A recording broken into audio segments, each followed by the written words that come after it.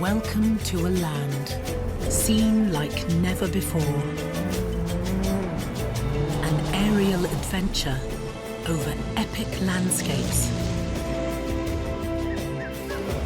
where amazing people live in spectacular places.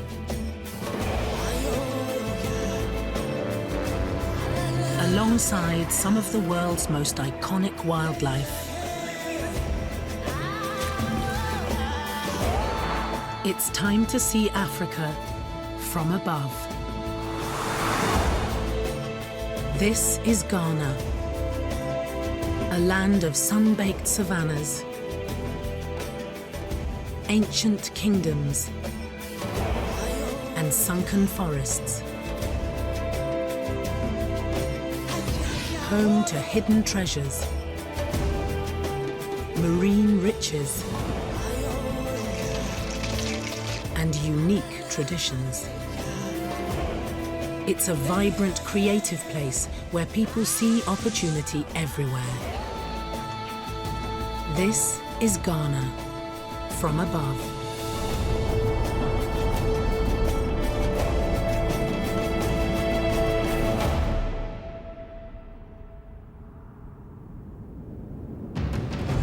Nestled between Côte d'Ivoire and Togo in the Gulf of Guinea, the Ghana of today was drawn up by imperial Europeans in the 19th century. Disregarding long-standing tribal borders, this aerial journey travels through Ghana's various ethnic territories, following the route of its longest river, the Volta, from the northern border down to the coast. It begins in the scrubland savannas of the far north. It's dry here for 8 months of the year. Desert winds from the Sahara to the north sweep through the landscape. Few plants can survive in such arid conditions. But one icon of Africa has found a way. The baobab tree. Commonly called the tree of life, these towering giants are the largest succulents in the world and perfectly adapted to this environment. Their fat trunks act as a water store, and their silvery bark reflects sunlight, keeping the tree cool.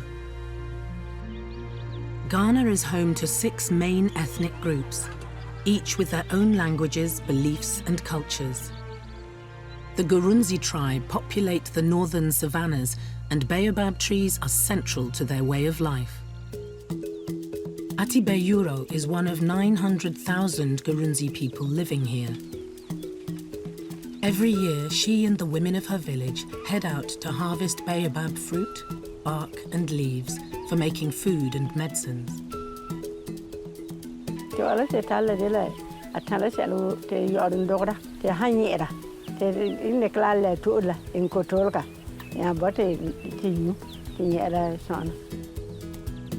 The arid conditions make the annual baobab fruit harvest an important event. These coconut-sized fruits can be stored for up to a year, helping to keep villagers healthy through the driest months.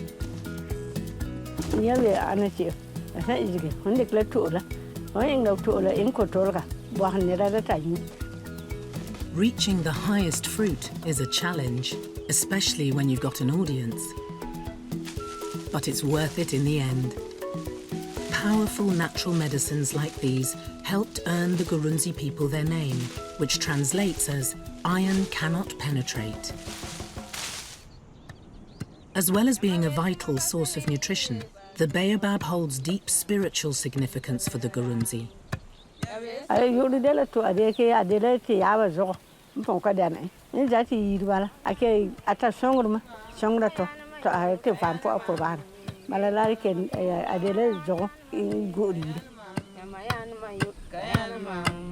Gurunzi women have been harvesting and milling baobab fruits for centuries. Selling them provides an opportunity to earn a living and send their kids to school for the first time. The northern savanna's extraordinary heat makes it hard to live here, but it is good for one thing: baking bricks. Gurunzi houses are built from mud bricks, moulded out of river sediment and then dried in the sun. Once complete, a house is transformed into a work of art. The women of the village cover it in abstract geometric designs. 400 years ago, villages across the region would have painted their buildings like this. But Sirigu is now the only village still practicing the ancient Gurunzi folk art. Each pattern holds a unique symbolic meaning, and designs are carefully thought through to reflect the character and aspirations of specific homeowners. A zigzag triangle shows respect. Stripes signify excitement, while wavy lines represent the road to success.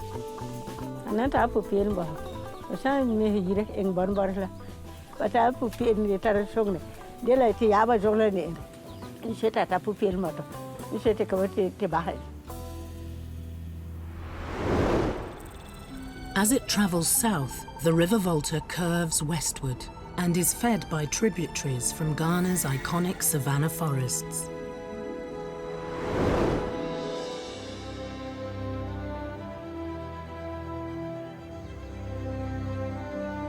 This unique open forest ecosystem once covered much of West Africa.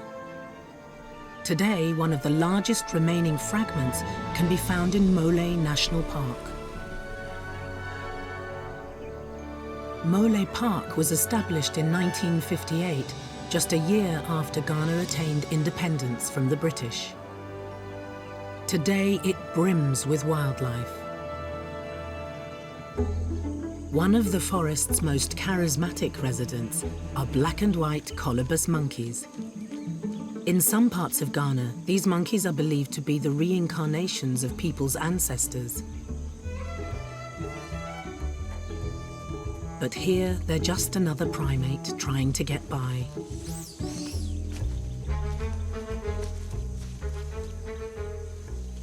Competition in the forest is intense. But thanks to incredibly powerful digestive enzymes, colobus monkeys can exist on as little as leaves and lichens.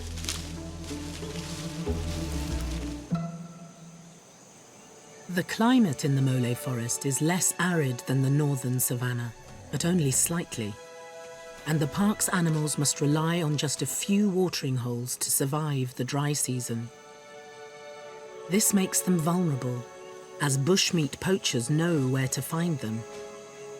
But anyone entering the park with bad intentions first has to get past this man, Oswan Awubakari, one of the chief wildlife rangers in Mole. Here, there is poaching, but we are in control because we do constant monitoring. Oswan and his team patrol the park from dawn till dusk, scouring the forest for evidence of poachers and their deadly traps. A single footprint or used shotgun cartridge is often all they need to track an intruder.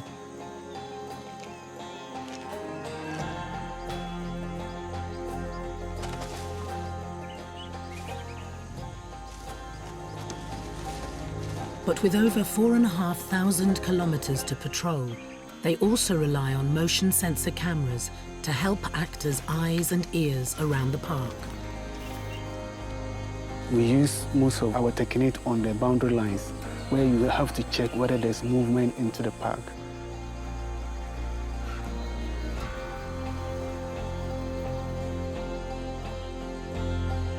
With few roads running through the forest, the rangers travel on foot, often venturing deep into the bush. Mole is home to over 90 species of mammal, but dangerous predators aren't something the rangers have to worry about. Nearly all the big game in Mole was shot by the colonial British in the 1930s, trying to control a tsetse fly problem. Fortunately, one member of the Big Five managed to survive here. Mole is home to over 500 elephants, the largest population in the country. These giants used to migrate out of the park in the wet season. But now they stay year-round, enjoying the shelter and water sources the Mole forest has to offer. Despite being endangered, here their numbers are stable. I see elephant every day, and elephants have never ceased to fascinate me because look at the size, look at its behavior. Unlike other parts of Africa, elephants here aren't targeted for their ivory, and local beliefs make it taboo to even touch an elephant. But as the communities bordering Mole continue to expand, Oswan keeps a watchful eye on any elephants leaving the park. We have a common boundary closer to the communities. Their cattle go closer to the boundaries, and if they have any diseases, they transfer it to our animals. For Oswan, the fight to save the wildlife of Mole is more than just a job, it's a duty. I have children, but I'm not just protecting wildlife for my children, but I'm doing this because of everybody.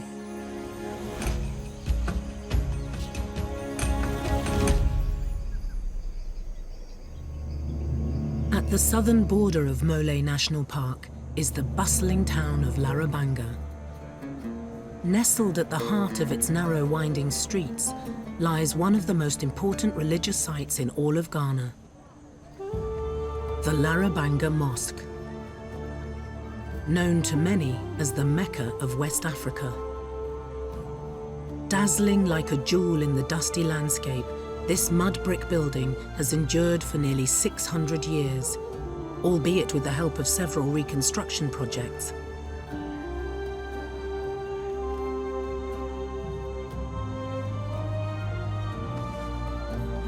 According to legend, it was first built by a Moorish trader who received instructions to build the mosque in a dream and awoke to find the foundations already laid. Today, its custodian is local imam, Alhaji Idrisu Abukari. Kamamachile tumbo bangsim kanne ndakwe. Syria anu tania anu yobre an katiya dum nagmeka. The original mosque builders at Larabanga had little knowledge of construction. They used wooden timbers for ornamentation rather than structural support. With only mud and reed holding it together, maintaining the mosque was a challenge from the start.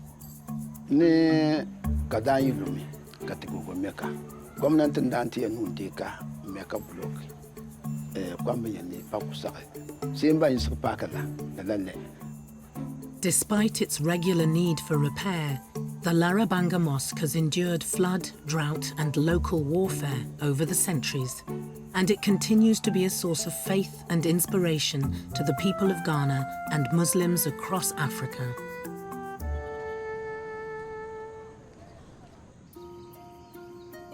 When Islam arrived in Ghana, it was accompanied by the Gonja people who migrated here from Mali in the 16th century.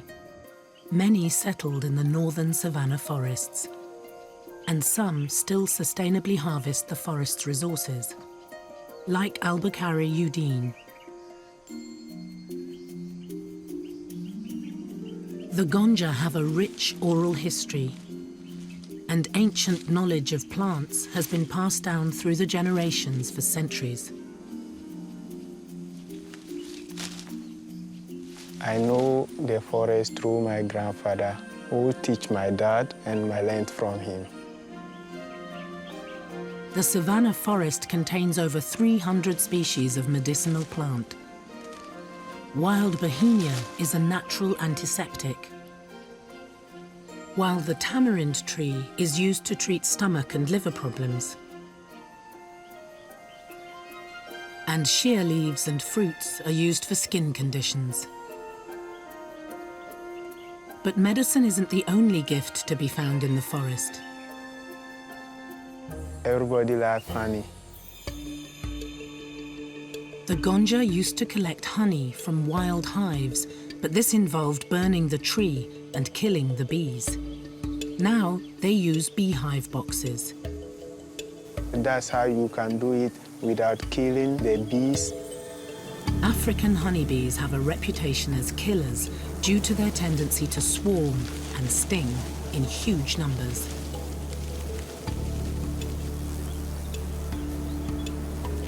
But other than being more defensive of their hives, they differ little from their European cousins.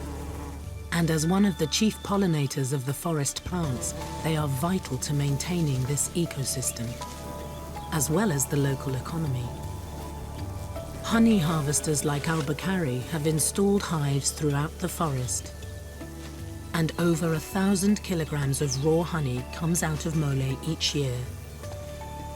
Its unique flavor has earned it a global reputation, and it's now sold as far away as Salt Lake City and San Francisco.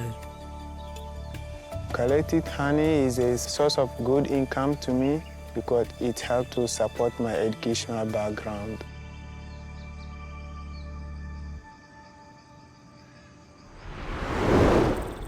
Continuing its journey south, the River Volta flows into Lake Volta, Ghana's newest landscape. This is the largest man-made lake on Earth, created in the 1960s by the construction of the Akosombo Dam and hydroelectric power plant. Covering an area of 8,500 square kilometers, the lake dominates the east of the country. There are no bridges, so ferries like the Yapi Queen are a vital transport link between communities. Carrying vehicles and cargo of almost any size.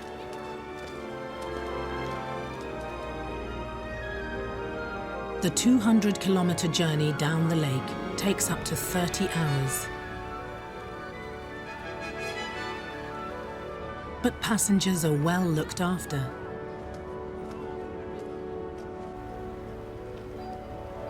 And on the other side, road and water taxis are ready and waiting to transport them onwards. Lake Volta's ferries carry around 3 million passengers every year. The lake waters may look safe, but sailing here comes with an unusual threat from sunken trees. 50 years ago, this part of Ghana was pristine tropical rainforest, full of mahogany and teak. To form the lake, a huge area of this forest was flooded, and the trees still stand on the lake bed. The tallest treetops poke above the surface, but their huge branches lie unseen and pose a threat to fishing boats and ferries. For the 100+ species of fish in the lake, the underwater rainforest is a blessing. The submerged canopy not only protects them from fishermen's nets, the fallen branches also make perfect egg hatcheries. But fish aren't the only ones making use of the sunken trees. A local timber yard has begun to realize the value of this treasure trove of timber. Francis Howell is the chief diver managing this underwater forestry project. We have two ways of getting the logs from the lake. One is by using the shark harvester. These floating barges pinpoint tree trunks with sonar and saw them in half with a specially designed cutting head. But deeper trunks often need to be cut down by hand. Francis arms himself with an underwater electric chainsaw and dives down to the lake bed.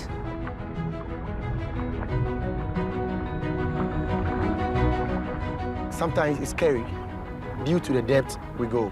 Sometimes the chain slacks on the tree and you hear the sound, boom, and that scares you. When the tree reaches the surface, the wood is in even better condition than when it was alive. It's better to harvest the wood from the lake than the forest because the wood that has been coming out of the lake is harder. Limited oxygen and a lack of aquatic insects has resulted in Lake Volta's trees partially fossilizing, strengthening the wood. This super strong timber has been earmarked to help rebuild a global landmark.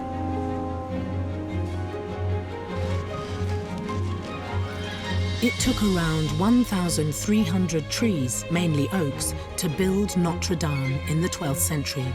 But France no longer has enough of them to repair the cathedral after the tragic fire in 2019. The African hardwoods beneath Lake Volta, however, have a similar strength and density to old oak. And this sunken rainforest has been suggested as the source of timber for rebuilding Notre Dame.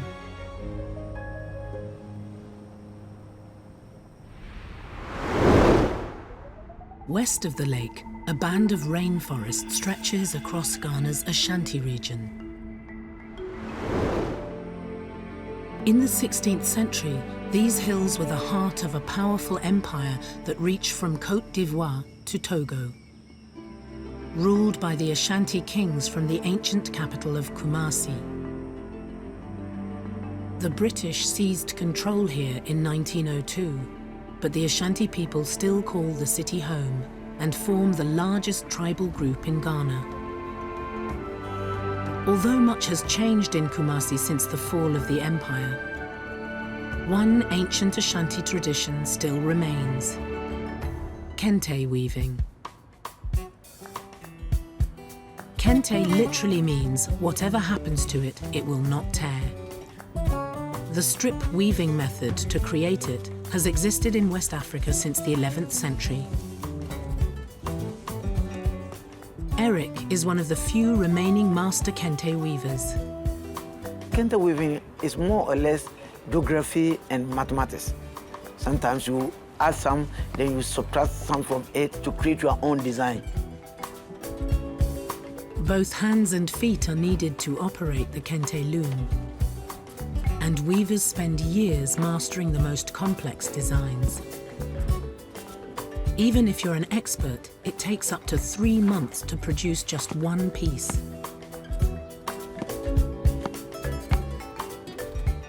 Before you become a master weaver, you need to pass through a single weave. That's a plain weave. The second hurdle is the double weave. And the next stage is the triple weave, the intricate one. That one are for the master weavers. It's not just the process that makes Kente so special. Each design holds its own symbolic meaning. Kente has been a part of our culture. So if you're putting on a Kente cloth, you need to understand the reason why they bring that the colors. The red is the blood in which our forefathers fought for this nation. Black is also our body. White is victory.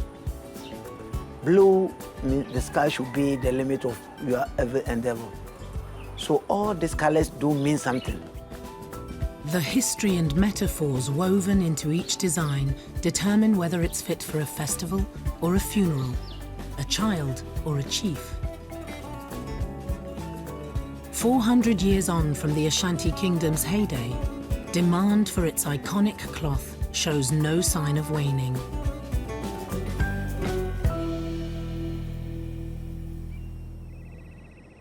Kumasi city sits on a high plateau surrounded by forest hills and Lake Bosomtwe to the south, Ghana's only natural lake. Formed by a meteor strike 1 million years ago, it's an important sacred site to the Ashanti.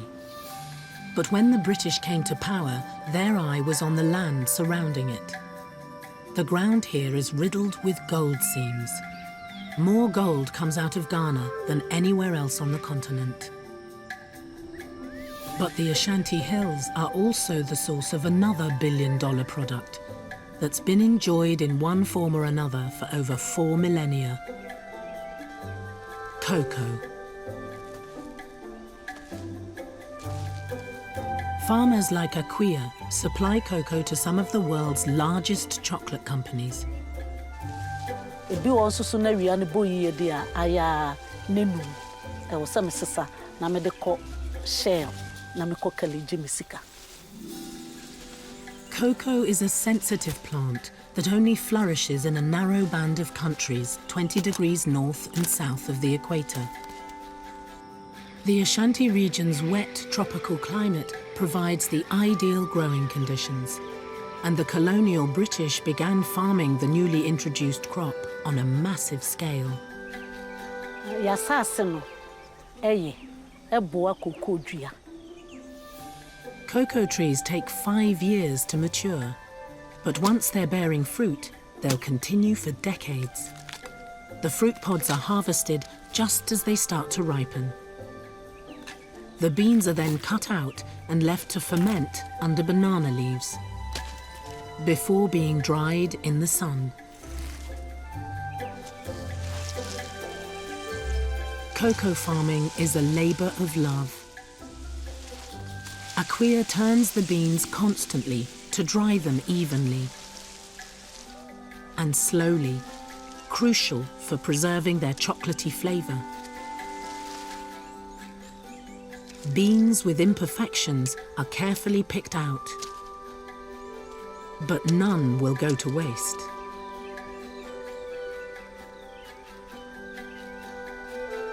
"400 dried beans make just 1 pound of cocoa. And while the government make billions from the industry, farmers like Akua earn around €3 a day. But it's still worth the effort. Cocoa Akua afford you woni bebre because o here o man yi mo a obi betimi akọ school, obi betimi aye adwuma bi a gise cocoa sika na ye de hwe no. As one of few women to own their own cocoa farm, taking her beans to market isn't just about the money. It's a source of pride.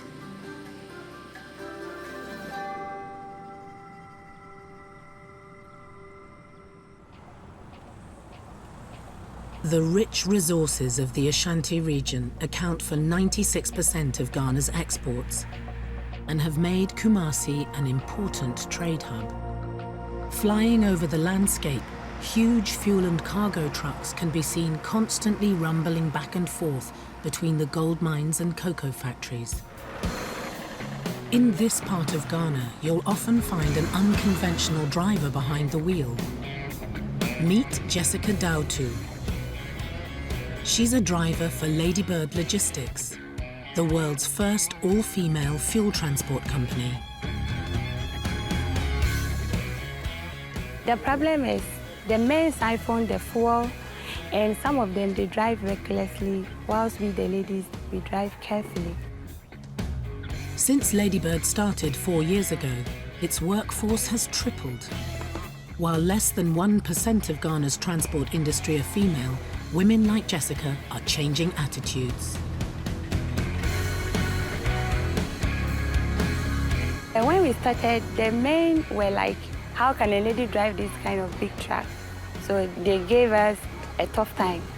But we proved to them that what men can do, women can do it better. Driving alone on the rural roads, she may encounter potholes, accidents, or armed robbers. But Jessica feels confident enough to handle any situation.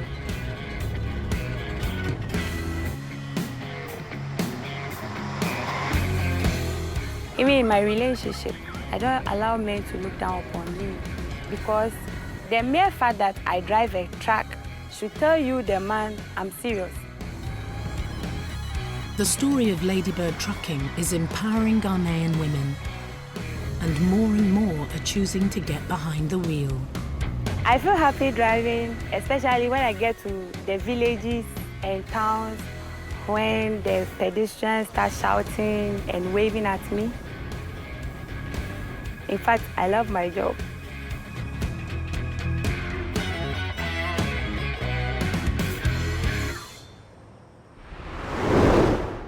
From Lake Volta, the River Volta winds its way down to the coast, flowing into the Gulf of Guinea through a wide estuary.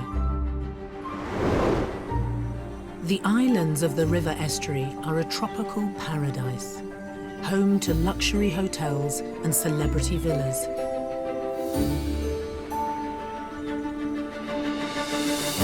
But along with sun loungers and speedboats, you'll also find clamshells around every corner.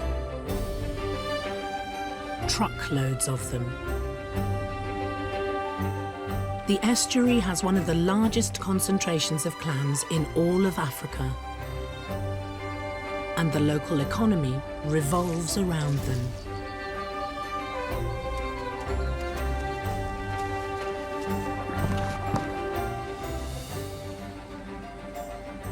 Paul Ofwefuete is a clam fisherman. He knows the best hunting grounds. It's not an easy job. Sometimes someone will go and die. Me and my childhood friends, we have been doing it for a long time, so now we're not afraid of anything. As clams live beneath the sand, they must be harvested by hand. Diving with an air compressor is the easiest way to reach them. We use some holes and join it, so it will be giving you air. So you can work as many hours as you want. Compressor diving is notoriously dangerous.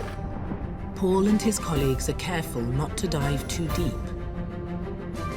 Once on the estuary bed, he looks for telltale dimples in the sand. You can see them making a mark at the ground. So you follow the marks, you'll be picking clams. It's inside the ground, so you have to dig it.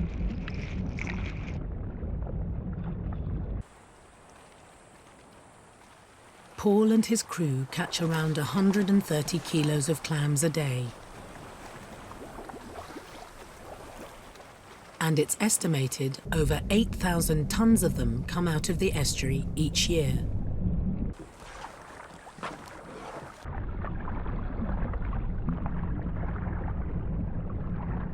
Once the final sack has been hauled aboard, the divers return to the surface, and the boat heads back to the village to sell the day's catch.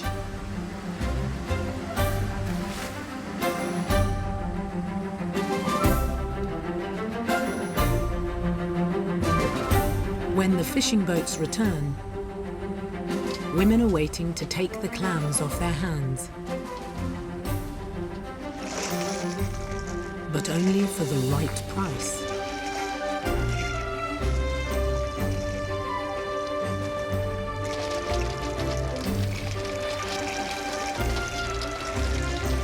Once a sale has been agreed, they're ready to be processed.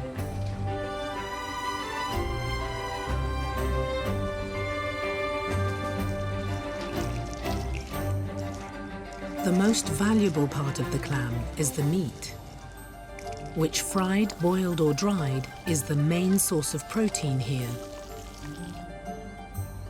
The shells are used to pave roads or ground up and added to animal feed and concrete. All in all, these tiny mollusks support over 2,000 people in the Volta estuary. And with a turnover of well over €500,000, clam fishing is a treasure trove for this small rural community.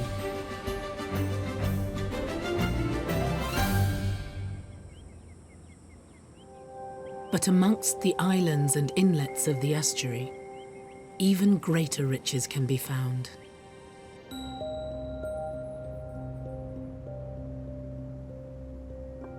White gold. This is the Songo Lagoon.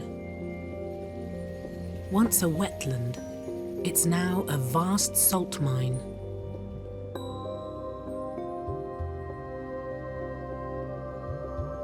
The Ada Songo people living here have been extracting salt from the lagoon for nearly 500 years. Doris Awaramadame is one of them.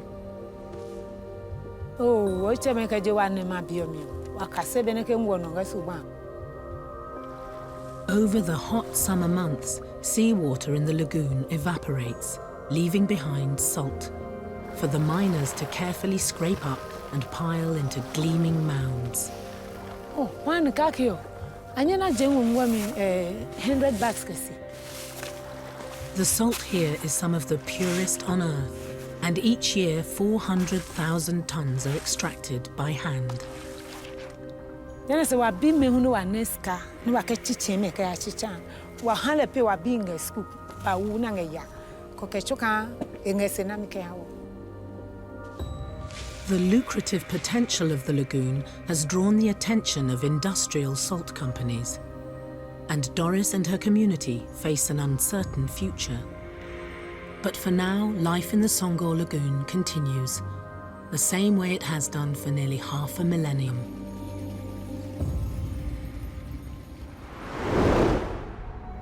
West of the mouth of the Volta, Ghana's coastline stretches uninterrupted for nearly 500 kilometers.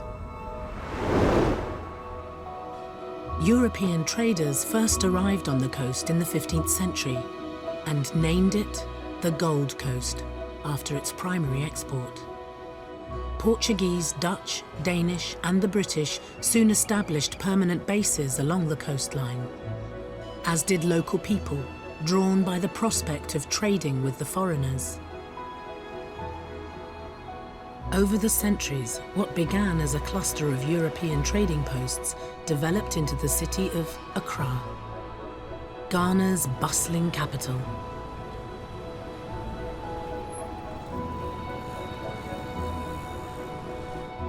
In the oldest district of Jamestown, 17th century colonial buildings still stand alongside clapboard homes and tin-roofed shacks. Unlike most cities, the beachfront in Accra is not just the reserve of the rich.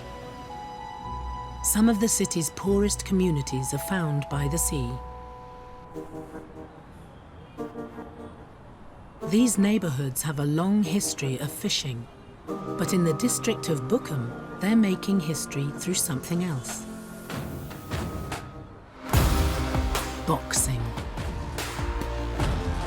This tiny community has produced 5 world champion boxers. One man nurturing the aspiring talent in Bukum is boxing coach Lawrence Carl Loco. When you were born and raised here, you always see people fighting on the street. So people grow up to see that they have to be strong. 4 of the 5 medals Ghana won at the Olympics were for boxing.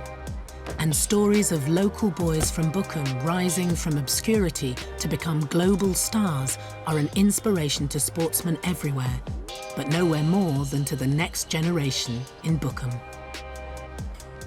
All the time they have a new kid coming to say that my great-grandfather, my father was a boxer. So anytime they show up to become a boxer, we take them on and we start giving them what they need. Despite odds stacked against them in terms of kit and facilities, time and again Bukum's fighters rise up the ranks to the very top. They do with the little that they have, and they become tough by doing it. Most kids are born to poor, unemployed parents, and winning in the ring offers the easiest path to fame and fortune. So they begin training at a very young age. My son started boxing at the age of 4 years, and he's 14 years now. I have another son also who started boxing at the age of 3 years. So people from Buko are naturally born fighters. Whether it's the age they start, the universal fighting culture, or the local world champion role models, it's clear there is something exceptional about this small, unassuming neighborhood. And with Lawrence's help, more kids will hopefully fight their way off the streets and into prosperity.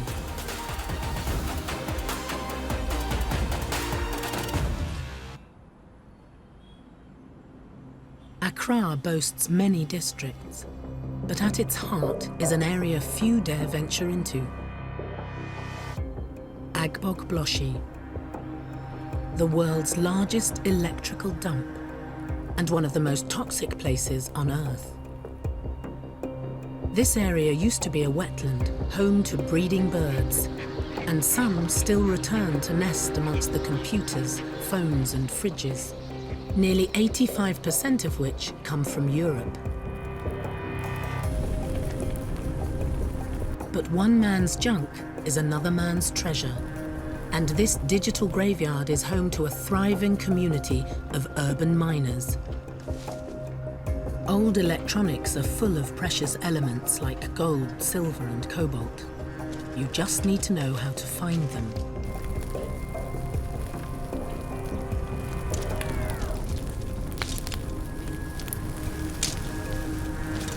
These men are known as burner boys and spend 8 hours a day cooking cables and picking the valuable copper out of the ashes. After a hard day's work, they head home with the equivalent of just a couple of euros. But some people in Agbogbloshie are earning a good living, making new products from the electrical wreckage. Meet Zachariah. And I'm starting bar scraps, and I may share no embuame, and I will be PO that the same will say me and Accra. Zachariah has established a makeshift aluminium casting factory in the middle of the dump, which supplies thousands of cooking pots for the local community. A day to me 15 pot, 20. But it's dangerous work. They say we need down one ultimate pra.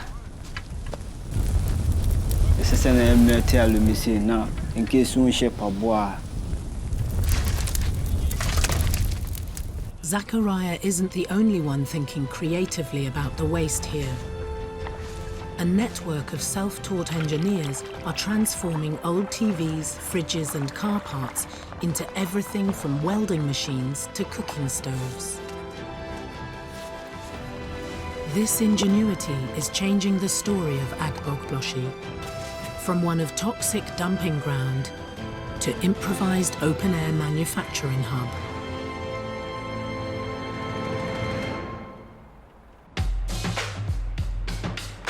A few miles east of Agbogbloshie is the neighborhood of Teshi, home of the Ga people, who migrated here from Nigeria in the 17th century.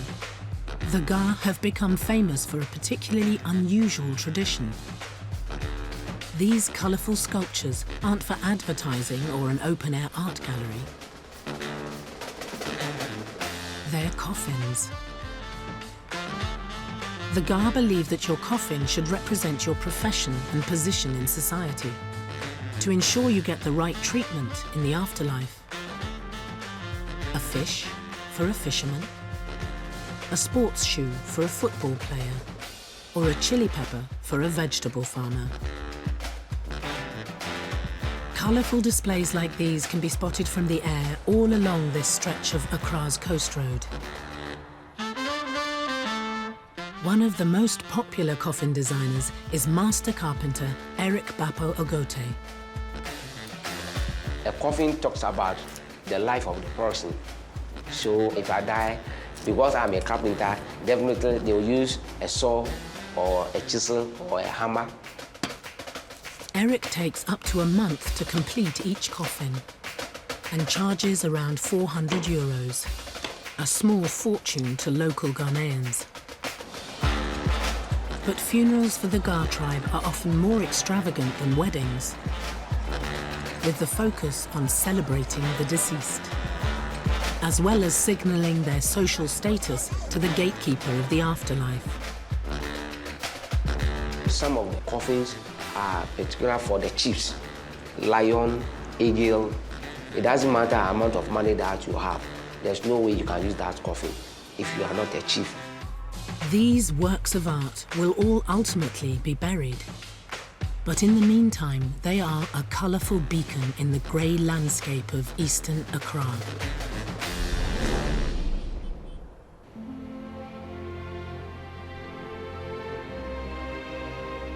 West of Accra, the coastal landscape returns to palm-fringed bays and white sand beaches.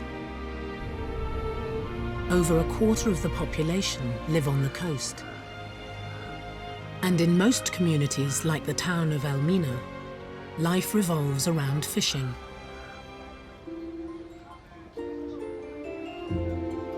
The women run the fish market, negotiating prices for anything from anchovies to tuna.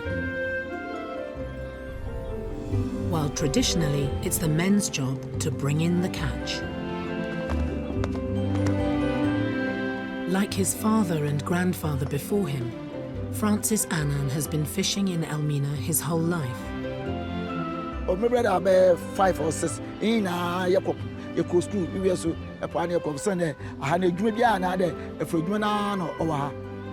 Their fishing boats are the men's livelihoods, but they're also part of their identity. The paintings and flags a boat bears reflects the character and beliefs of its owner, and are intended to bring him good fortune. You are against Ubi so Nangasa ni feeling no pet no actual. You are today Chelsea flag, Chelsea or Chelsea.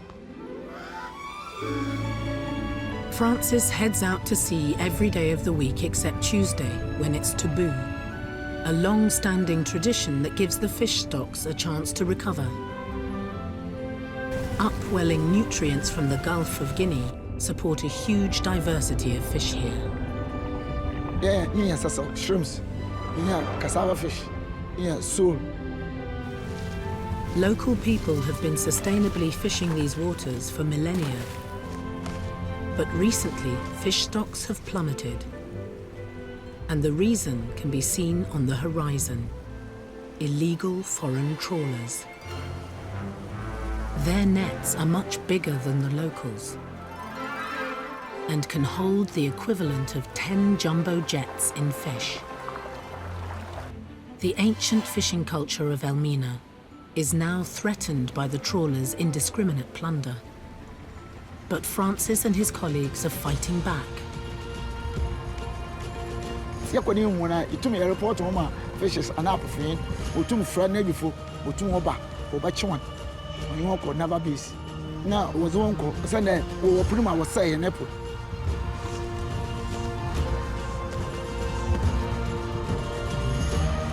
Working together, fishermen across Ghana's coast are helping to turn the tide on illegal fishing, taking back control of their waters, and by continuing to fish sustainably, ensuring their communities have a brighter future.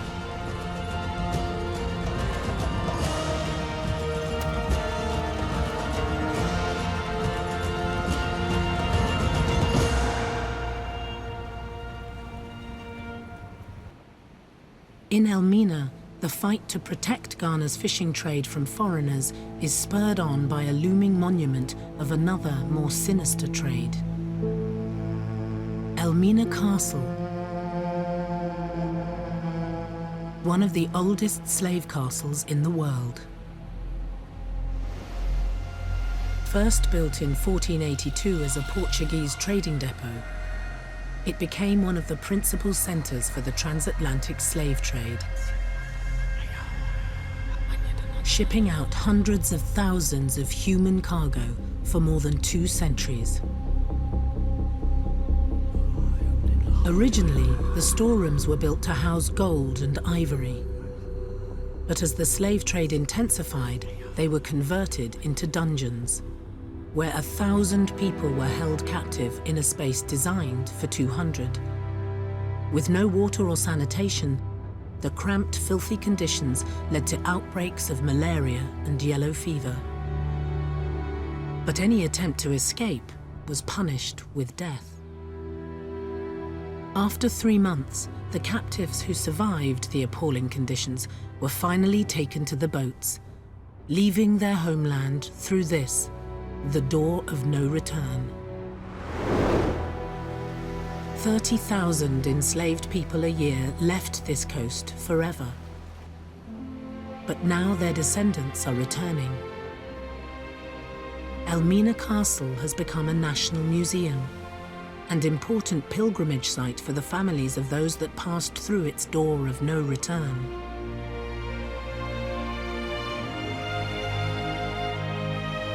Elmina was one of 40 slave forts along Ghana's coastline. These painful relics of the past serve as a reminder of how far the world has come from this tragic chapter in history.